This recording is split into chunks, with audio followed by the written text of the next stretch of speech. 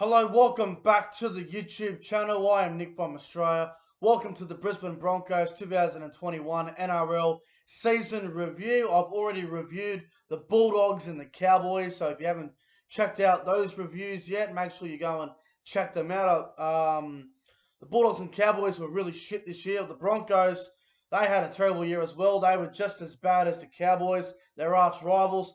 The Broncos finished this season in 14th position, 7 wins, 7 losses, 16 competition points. A bad year for the Broncos under a new coach in Kevin Walters. But before I get in to the Broncos 2021 season review, make sure you guys go ahead and like this video, comment your thoughts on the Broncos season in the comment section below, and make sure you guys hit that subscribe button as well. I guarantee you will not be disappointed. But let's get in to the Brisbane Broncos 2021 season review. So like I said just before, a pretty poor year from the Broncos.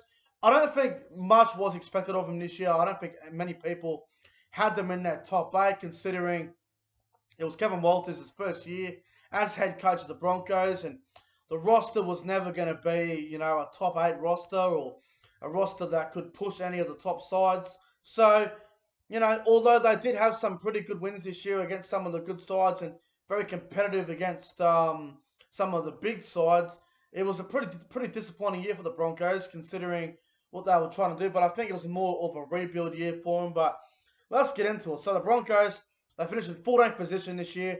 7 wins, 17 losses, 16 competition points. The exact same as their arch rivals, the Cowboys.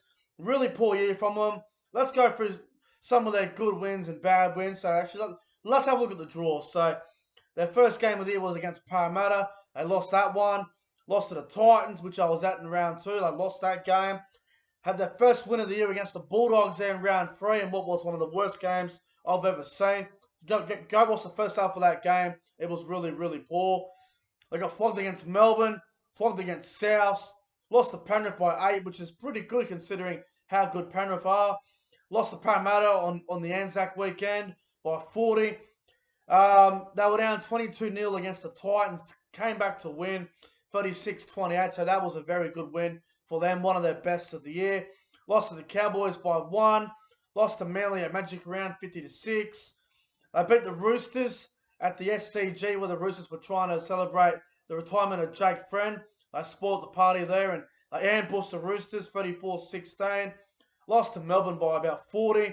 Lost to the Dragons by 50. Lost to Canberra by 38-16. Lost to South 46-0. Beat the Sharks 26-18. That was a good win for the Broncos. Lost to the Tigers by 16 points. Unlucky to lose to Penrith. They beat the Cowboys in a bit of revenge there. Lost to the Knights in a tight one. Round 22, the Broncos were robbed against the Roosters. I remember that game where the Roosters got away with that late penalty from Satili Tupanua. Beat the Warriors in a very entertaining game. Lost to the Sharks, and they beat the Knights in the final round, who rested pretty much their whole forward pack. So you can see that first half of the year was really poor. They had some good stuff at the back end of the year. Very competitive against the teams. Teams like the Roosters, where they were competitive. Teams against the Panthers, they were competitive. Competitive against, they beat the Roosters, which was very good. Beat the Sharks, who were in the 8 at the time. They beat the Knights in the final round. They beat the Warriors in a game where they were expected to win, I guess. So they did have some very good wins and some really poor losses, but for them to finish 14th, for a club like the Broncos, who are a very big club, for them to finish bottom 4 for the second year in a row is a disappointment. But hey, there is a little improvement from them. They won the Wooden Spoon in 2020, 2021. They go up into 14th. So a little bit of an improvement, but not really as well. So a disappointing year for the Broncos. If I had to rate their season out of 10, so with 10 being great, 8 being really good, 5 being average, 3 or 2 being shit, I'm going to give the Broncos season a 3 out of 10. It is a failure. It is a disappointment. I know it's Kevin Walters' first year as head coach, but the goal for the Broncos this year would have been obviously top 8, but our expectation, the fans and the people like the media and all that, Their expectation would have been if the Broncos can finish outside the bottom 4, it would have been a pass mark for them. They still made the bottom 4, which was disappointing. You know, at the halfway mark, everyone was saying the Broncos are going to get the wooden spoon once again, but they avoided it, so good on them. But I guess, you know, they beat the Bulldogs, which they were expected to beat. They beat the Tigers. Hang on, did they beat the Tigers? Hang on, I could be wrong here. No, they did not beat the Tigers. They should have beat the Tigers. They beat the Cowboys once. They beat the Titans once. They beat the who else did they beat? They beat the Roosters, and no one thought they would do that. They beat the Sharks, which no one saw coming. They beat the Warriors. They beat the Knights in the final round. So they did have some wins that they were not expected to win, but they had some games there where they were meant to be involved in the game, very competitive, like the ones against the Sharks, where they weren't not meant to win that game. Games against the Cowboys and Titans, where they probably weren't favourites to win, but they were expected to be involved, competitive in that game, and they were. They overachieved when they played the Panthers. They should not have been competitive with the Panthers, but they were. The Roosters, they beat them once, and then they lost to them in a tight one. So they had some good stuff and some bad stuff about them this year.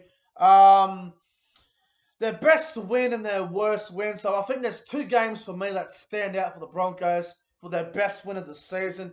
I think their best win, you've got to go to round 8. The Titans and the Broncos up there at Suncorp Stadium on the 30th of April in round 8. The Titans led 22-0. It looked like the Titans were going to win by about 30 to 40 points. The Broncos came back. They win the game 36 points to 28. That was one of their best wins of the season. To come back from 22-0 against a team that the Titans, who did make the finals this year, is a very good effort from the Broncos. And not many people would have thought that they could have came back in that game. So I'd say that was one of their best wins. Another game that comes in mind was in round 11 on the 22nd of May. They beat the Roosters 34 points to 16 at the SCG. The Broncos were paying about $11 to $12 to win that game on the odds. The Roosters were doing it for Jake Friend at the SCG. The Broncos went down there. They absolutely ambushed them. And I'd say that was without a doubt one of their best wins of the season, along with the game against the Titans. I'd say that's their 2 best. I guess you could say the one against the Cowboys in round 20. They're arch rivals. It's always good when one rival beats the other. So that's probably another win that stands out for them. The one against Cronulla as well, I guess, back in round 16, which was a bit of an upset. So they had a couple of good wins this year. Their worst loss, well, there's a lot of them to choose from. The loss against Manly at Magic Round, losing 50 to 6, that's really disappointing. 52-24 loss to the Dragons on the Thursday night. 46-0 to South Sydney, where they were smashed. So there are probably a couple of losses there for the Broncos that were just diabolical this year for mine. Some of their players that were good and bad for them. So they didn't have a lot of great players this year, but they had a lot of players that are improving. They had a couple of absolute bludgers. We'll start off with Patrick Carrigan. Thought he had an okay season. Brodie Croft, he was absolute shithouse. He's going to the Super League to play with my team over there, Salford. So we'll see how he goes over there. But clearly didn't work at the Broncos. I thought Payne Haas, again, probably their best player. I thought he was absolutely outstanding for the Broncos this year. Payne Haas was easily their best player. I thought Albert Kelly played really well for him when he came over. I thought he played really well for the Broncos. Anthony Milford had a terrible year, but his last couple of games were very good. Tessie New had some good stuff there, but very inconsistent. Jordan Ricky showed some good signs, but got a little bit complacent towards the back end, in my opinion. Katoni Staggs is very important to the Broncos. If he's not there, the Broncos are a different side. If Katoni Staggs is there, the Broncos are an 18 to 22 point side. If he's not there, they're an 8 to 14 point team at best. So he's very important to him. Corey Oates had a pretty poor year for mine. I thought Carmichael Hunt didn't really do anything when he went up there. Kobe Harrington I thought he was very good for him. Tyson Gamble was decent. Herbie Farnworth was good. John Asiata was shit, but he didn't play a lot of footy. You know, they had some good stuff and bad stuff about him. Jake Turpin and Hooker, I have question marks on that going forward. But overall, they had a lot of good and bad players, and it's all in between. If I had to say their best player, I'd have to go with Payne Haas. Their worst player, well, I think Brody Croft is pretty obvious there.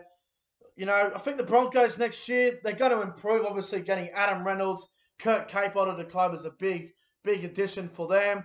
They also get Branko Lee, who won a grand final with Melbourne in 2020, hasn't been seen since due to injury. So we'll see how we go. But the Broncos, they're getting better.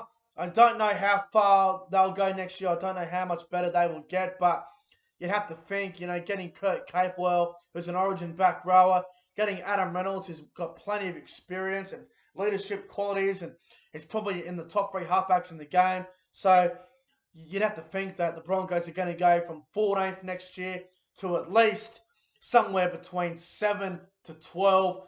If they're not in that bracket between 7 and 12, then it's disappointing, and the pressure will be on Kevin Walters. I'll say Kevin Walters' first year as head coach has been a bit of a failure because they still finished bottom 4, and the Broncos were meant to get out of the bottom 4 this year, but they didn't do that. So overall, I'll give their season a 3 out of 10, and I'm looking forward to seeing how the Broncos can improve going into 2022. But guys, that's going to wrap up the Broncos 2021 season review. If you guys enjoyed the video, make sure you guys go ahead and like, comment, and subscribe to the channel. The next season review will be the absolute mess of the West Tigers. So guys, until then, thanks for watching. Stay safe. Take care of yourselves. And I'll see you guys in the next one.